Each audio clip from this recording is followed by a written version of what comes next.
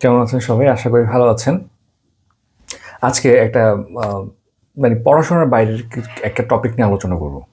সবসময় তো পড়াশোনা নিয়ে আলোচনা করি, বাট আমার মনে হয় যে লাইফ নিয়ে আলোচনা করা উচিত। আমাদের পড়াশোনা বলেন, ওয়ার্ক বলেন, যাই আর হোক, সবকিছু কিন্তু লাইফ নিয়েই। তো যাই হোক, ভাবছি কিছু ভিডিও বানাবো। আজকে খুবই গুরুত্বপূর্ণ একটা টপিক নিয়ে কথা বলবো, সেটা হচ্ছে সেভিংস। মানে আপনি যে পড়াশোনা করতেছেন, আমরা চাকরি করতেছি।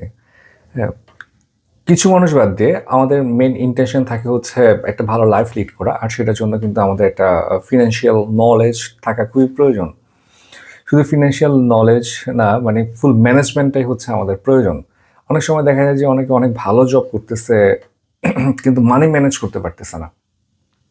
আমরা আপনার চট্টগ্রামে দেবপাহাড় স্লামে একটা স্কুল আছে আমাদের স্লামে।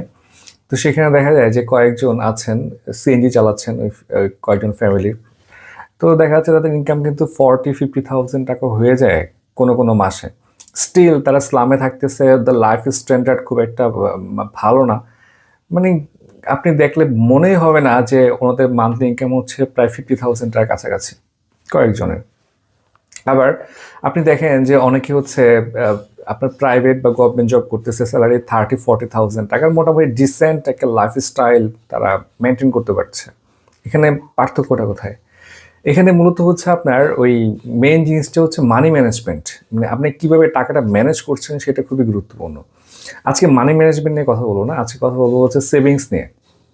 দেখেন, অ্যাকচুয়ালি আমার মনে হয় যে সেভিংস ব্যাপারটা আমি নিজেও খুব একটা পারতাম না একসময়। আমি প্রচুর টিউশন করাতাম এবং অনেক টাকাই মোটামুটি ক্যাশ ইন হইতো আরকি। ব্যাচ পড়াইতাম, টিউশন করাইতাম, কোচিংয়ে ক্লাস নিতাম। তো দেখা যেত আপনার যা টাকা আসতো ওটা ওই আড্ডা-ফাড্ডা, ঘোরাঘুরি, পারচেজ, হাই এন্ড পারচেজ করে আমি একদিন খরচ করে ফেলতাম। পরে যখন কোভিড আসছে তখন একটা চেঞ্জ আসছে। কোভিডে দেখি যে মানে তখন তো সব বন্ধ।